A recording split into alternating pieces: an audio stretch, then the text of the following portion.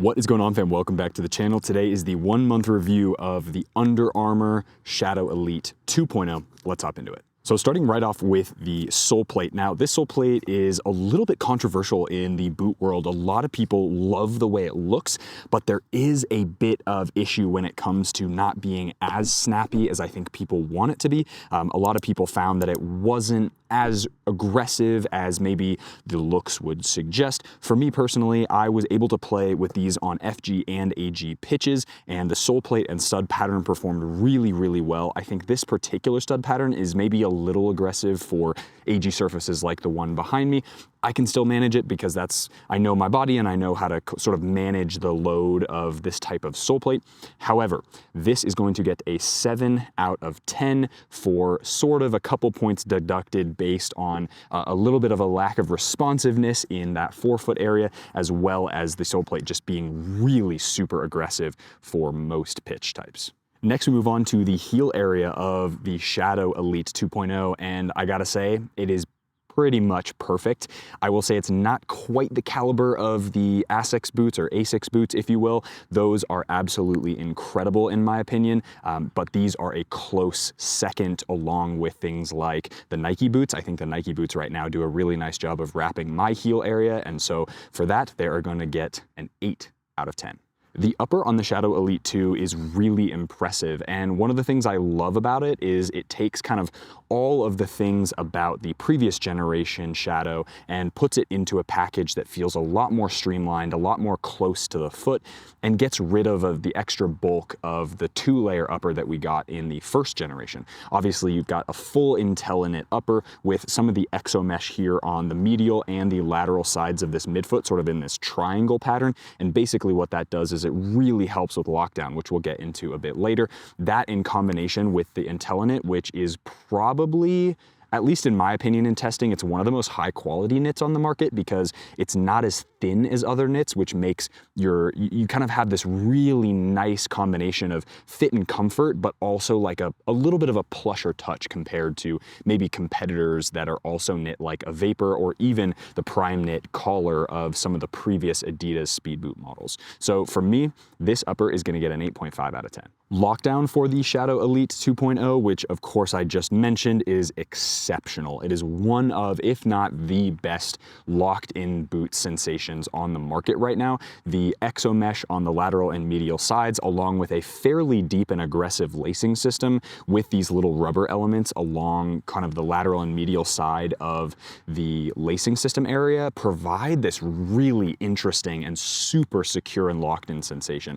And yes, a lot of that comes down to the fact that the heel area fits really well and the upper absolutely just kind of suctions you onto the Soleplate, but that is a massive thing. A lot of what the marketing behind this Under Armour boot, as well as what the people at Under Armour have told me, is they really want to focus on agility as opposed to it being a out and out speed boot.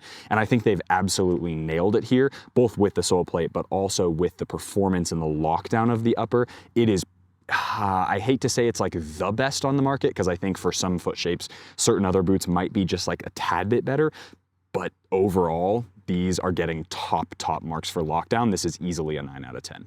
Break-in time for the Shadow Elite 2.0 is where I think this boot in particular suffers just a little bit. Part of that reason is because I have really wide feet in this area where the exo mesh is. And the exo mesh is obviously the most, most structured element of this upper, other than obviously the rubber elements here, which don't stretch at all.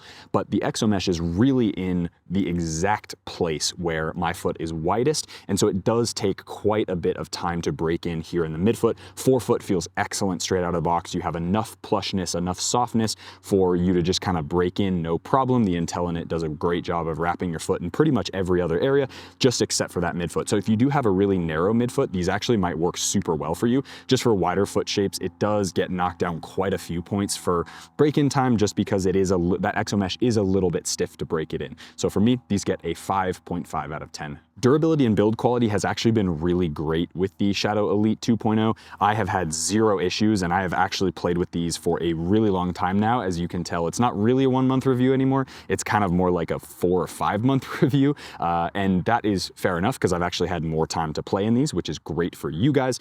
And I have beat the crap out of these. I have cleaned them quite a bit, so they do look pretty nice, but there's scuff marks all over the sole plate. Some pieces and parts are doing a little bit worse for wear, but for the amount that I've actually played in these have held up really, really well. So they're gonna get pretty close to top marks for durability and build quality with an 8.5 out of 10. Shape and fit, similar to the break-in time, is gonna suffer a little bit just because it is not as neutral of a shape. They got quite a bit of volume here in the toe box area, which feels incredible when you're on the ball. The midfoot is just where you sort of sacrifice that interesting question of, okay, do we go a little bit more narrow to make sure it's super locked in for everybody?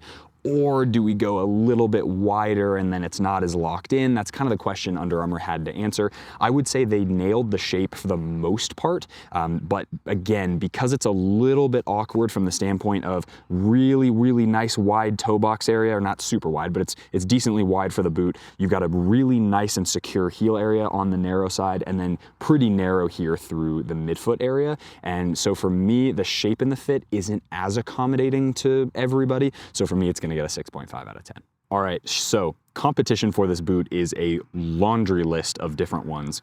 I realize based on marketing, this is technically an agility boot, which is in sort of its own category, if you will.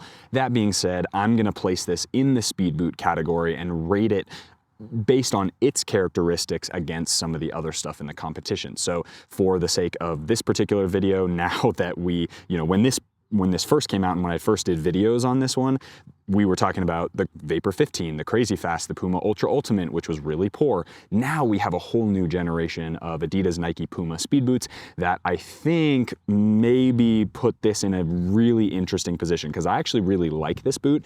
It's just a matter of what else is on the market today. So now you have Vapor 16, you've got Puma Ultra Carbon or Ultra 5, you've got the new F50 models, and those are all really good speed boots. And so you put this in the mix, which offers, it's a little bit heavier, it does have carbon fiber, which is excellent, and it is a little bit thicker, and it feels that way. It feels a little bit more robust than those other three speed boots that I mentioned. And then of course you have some of the leather options from Mizuno and Asics, and I would say that this falls definitely towards the top, if not the top, for the lockdown and sort of really aggressive agility experience, like cutting and moving that way. But from an out and out, lightweight, crazy, I hate to use the word crazy fast, but like crazy fast feeling speed boot, this is sort of, I would say, mid-pack maybe. Definitely above the likes of the Mizuno Morelia Neo series. It's about on par with the Beta series because of that knit collar and the synthetic midfoot that the Beta has. I would say it's probably not as like aggressive as the Vapor, the Puma, and the Adidas. However, I would put this is probably one of the ones that I enjoy playing with the most, just because it is a little bit more robust, so it feels really clean to touch and play with the ball. So for me, this is probably gonna be like third or fourth on the list, maybe, behind like the Vapor, the Morelia Neo 4, that's a personal choice, DS Lite X-Fly 5, X-Fly Pro 2, yeah, but I think I would probably wear these over the F50s just because of what I'm looking for in a boot. So performance for the Under Armour Shadow Elite 2.0 is gonna get a pretty good rating. I really like these, and I've been super, super stoked to be able to dive into some of the tech and the back end and stuff with the people at Under Armour.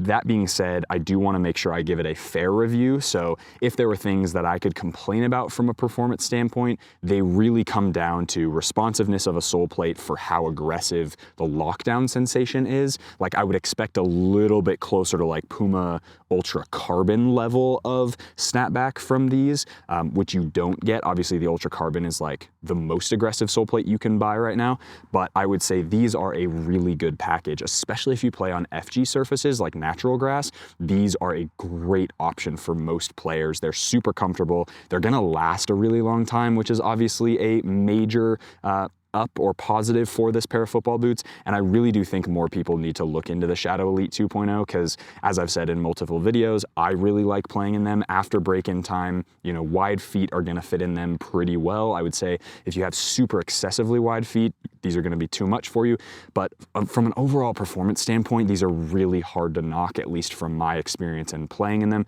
So for me, they're gonna get an 8 out of 10. Overall rating for the Under Armour, let's see if I can remember the name. Shadow Elite 2.0. The Shadow Elite 2.0 overall rating is gonna get an 8 out of 10. And the reason I'm gonna give such a high rating for this pair of football boots is because I love that they continued on with the carbon sole plate. I love the direction that they went with sort of slimming down what the previous generation was while also keeping like 95% of the lockdown experience. That's really impressive for a boot that has changed so much compared to the last generation. And I think one of the things that people will like most about this is if you're looking for the most insanely locked in sensation, you don't go and buy a Vapor 16. The F50 Elite is close, the low top model. It's pretty close to this because of that sort of midfoot compression fit tongue system. That being said, I just think maybe the Alpha compares to this. Maybe the Alpha is like a little bit more locked in, but overall, this is the moneymaker when it comes to extreme lockdown and agility and like cutting directions and stuff. These are really that good, I think. And so if you can pick up a pair for yourself, I definitely would. Get an 8 out of 10 for an overall rating. Pretty high as far as I'm concerned, but these are definitely deserving of that rating because of the way they fit, the way they feel, and the way they perform on pitch. Hope you guys enjoyed that 1 month review of the Under Armour Shadow Elite 2.0. Very, very excited to share my long-term thoughts with these. These will be staying in the rotation. They are a boot that I really thoroughly enjoy wearing, and they are awesome for kick-arounds, performance, games, trainings, all that stuff. These are gonna be a mainstay in the rotation. So if you guys are interested in a pair for yourself, I will try to find some links. They might be down in the description box below. If they aren't, then it just means that I can't find any proper links. They're usually on the Under Armour website though, so you can definitely go pick up a pair for yourself. And if you guys are interested in 20% off of my favorite grip socks, which I always use with these boots, which makes it even more locked in, from WeFoot, you can find 20% down in the description box below through code NOAH20. Hope you guys enjoyed that video. If you did, hit that like button, subscribe to the channel if you haven't already. As always, be awesome, take care. I'll see you guys in the next video.